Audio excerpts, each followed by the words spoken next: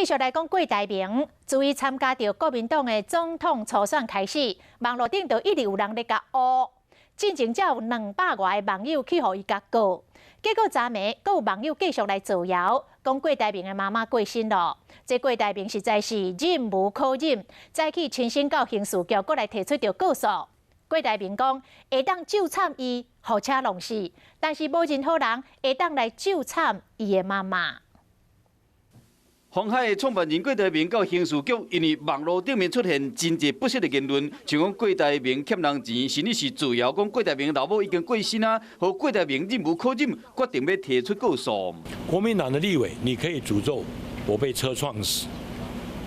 但是任何人不能诅咒我的母亲，因为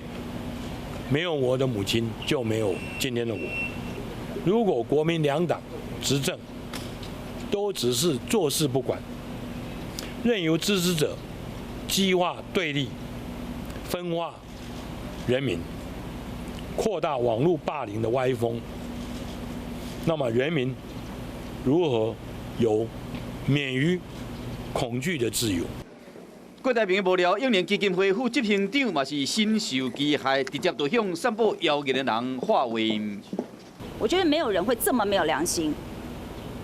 如果你可以的话，你就站出来，你不要躲在暗处。不管如何，我们会将你绳之以法。郭台铭今年希望讲用提出告诉的方式来阻止网络霸凌的歪风，更加强调讲，任何人伫网络顶面的言论，拢必须要负起责任。